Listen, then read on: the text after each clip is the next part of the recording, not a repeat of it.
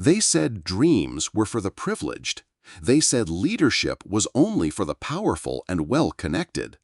But one young boy selling tea at a railway station in India was about to prove them all wrong. This is not just a political journey. It's a story of grit, determination, and the belief that nothing is impossible when you refuse to quit. Narendra Modi was born in 1950 in Vadnagar, a small town in Gujarat. His family was poor, living in a modest house without luxuries. Life was tough. Every rupee mattered. His father ran a small tea stall at the local railway station, and little Narendra would often wake up early, prepare tea, and serve it to passengers rushing to catch their trains. The station's noise, the scent of boiling tea, and the faces of hundreds of travelers became the backdrop of his childhood. Even in these humble surroundings, Modi was curious about the world beyond Vadnagar. He loved listening to stories from travelers, stories about cities, politics, and life outside his small town. This curiosity began shaping a bigger dream in his heart, a dream far larger than the tea stall. As a teenager, he joined the Rashtriya Swayamsevak Sangh, RSS, a volunteer organization that focused on discipline, community service, and nation building. It wasn't easy. He traveled to different villages, sometimes with barely enough money for food. He slept in small community halls or even under the open sky. But those days built his character.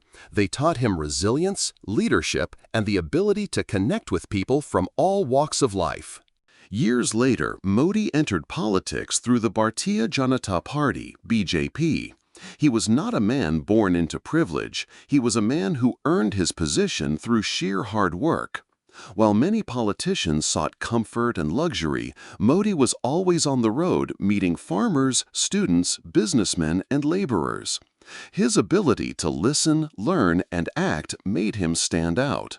In 2001, Gujarat faced one of its worst tragedies, a massive earthquake that claimed thousands of lives. The state was in shock. In that moment of crisis, Modi was appointed as the chief minister. Many doubted him. But instead of being overwhelmed, he went straight to work, overseeing relief efforts, rebuilding towns, and restoring hope. Slowly, the people began to see him not just as a politician, but as a problem solver. Over the next decade, Modi transformed Gujarat into one of India's fastest-growing states. Roads, electricity, industries, he focused on progress and efficiency. But his rise was not without struggles. He faced fierce criticism, political opposition, and media challenges. At times, the attacks were personal, but Modi's focus never wavered. He kept moving forward, fueled by the belief that his mission was bigger than himself. By 2014, India was ready for change. Millions of people, young and old, rich and poor, looked to Modi as a leader who understood their struggles. That year, the impossible happened.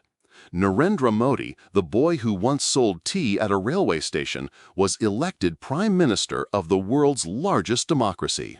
From that moment, his life became a symbol of possibility.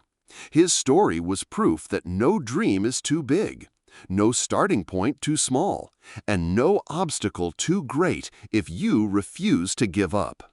Today, Narendra Modi's journey inspires millions. It teaches us that success is not defined by where you start, but by how far you're willing to go.